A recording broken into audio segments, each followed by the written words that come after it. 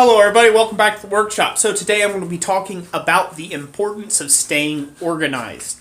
Now, this is something that's very hard for you to do, especially if you're in a small shop like mine sometimes, or if you're in a great big industrial building. It doesn't matter. It's like the curse of every blacksmith ever, is keeping all their stuff straight. There's always odds and ends and bits and pieces laying everywhere. If you're a professional smith, usually you're in between several jobs at once. A lot of times, depending on what you're doing, you've got grinding dust to contend with, you've got dirt and chop saws and blades and extra pieces of this and that and tooling laying everywhere, depending on the job at hand. And so therefore, it is very important to be efficient in your shop, and efficiency comes from staying well organized. So I'm going to flip the camera around here. I'm going to show you some of the things in my shop that has helped me stay organized. Thanks for watching. Okay, so here's one of the things that I do to stay organized. As you can see, this is a really simple, maybe even some would say generic way of creating some organization. But here's where I hold all of my kind of punches and chisels and odds and ends stuff. The things that I use on the daily go real close to the front here. And the things that I use on the not so daily go clear in the back there. But they are at hand if I need them at a moment's notice. Now, I've got a lot of these old files and stuff. I don't really use those for a whole heck of a lot. And eventually I'm going to pitch them. I'll take them out of there, or I don't know, might give them away up at the blacksmithing club up there called Sofa.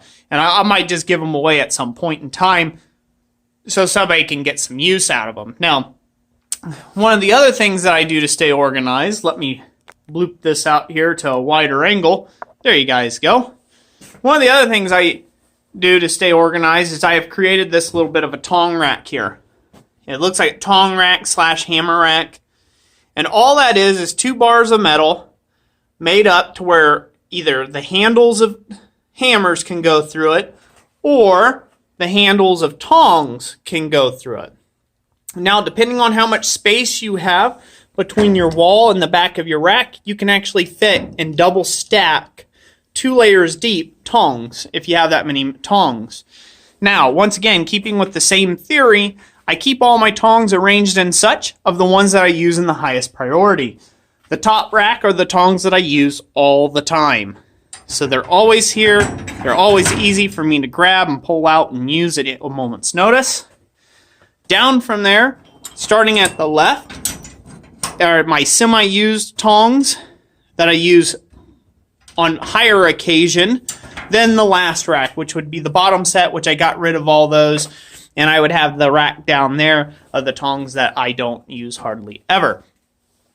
This is a great way of organizing your stuff in a small space. As you can see, I am using the space right here in between this 4x4 in the outside of the metal shop door.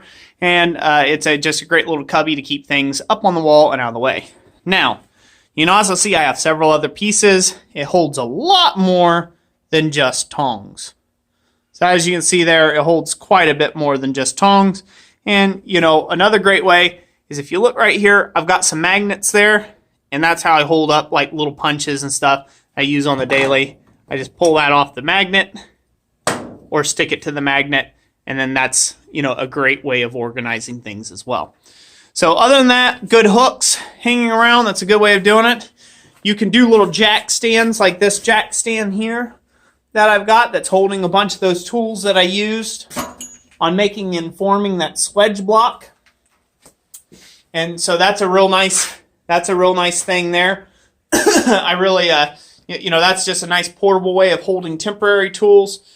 You can see over here, this is what I'm talking about. It's kind of a mess, but it is together. So like, here's all my torches and torch kit fittings and all sorts of things like that. That all stays on a rack, and that is rollable around the shop. Some of the hoses look like they're a mess right now because I mainly just use the oxypropane. Racks for steel. Once again, get it up off the ground, get it organized. Now, these racks, I keep full-length bar stock on top. Stuff where I just cut it off a little bit shorter, maybe took a couple feet, goes down to the next rack below. And then this is the next rack below that where it's been cut even shorter, maybe in thirds. And then the last, or not but least, racking system is I'll stand it up against the wall if it's too short to go up on the rack. Or if it's an odd size thing that I don't usually use, I'll stack it over here on the other end of the power hammer. There's a lot more organized shops than me in this place, but there again, this works for me. So I'm just going to show you this. I'm going to come around this other side of the grinder here. So you can see I've got some extra belts. Excuse me.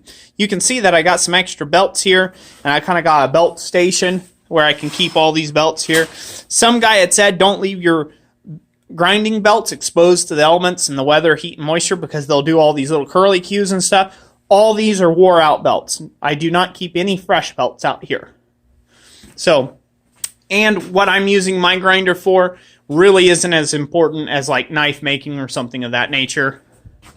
But that's just a personal preference thing. Big flat spaces are suckers for collection of things. You're just going to collect junk on there. And I'm satisfied and okay with that at this point in time. I've created racks here to hold different clamping options and things like that. Different pegs welded on to hold different stuff, magnets and whatnots. But another great thing that you could do is you do shelves. I don't really like shelves that much. As you can see, they just get piles of junk on them, and it's hard to locate stuff. I kind of keep the same thing. Up top is what I use most. Little less use, whole lot less use, and probably least amount of use on the bottom rack there. And in this case, there's one way up there, which is just odds and end things that I couldn't find something to do with them, so they live up there. And then got racks once again for different press dies and things like that. That's all on its own stand, keeping it all vertical and out of the way. And then this here's like my everything cart. This is everything that used to live up here. It was a mountain. Now I made it a mountain here. I also mounted a blower to this cart, so in the summer months I could take and blow some cold air across me while I was polishing and things on copper bowls and whatnots. Yeah, but a little roll around cart like this, it doesn't really matter if those get kind of messy and junked up, as long as you know what's on the cart. Again, the theory goes in what I use the most, slightly less, and then almost not at all is on the bottom. So that's it. This was just meant to be a real quick little shop tour about how I do some of my organization. I'd be interested to find out in the comment section down below how you all do the organization in your shops.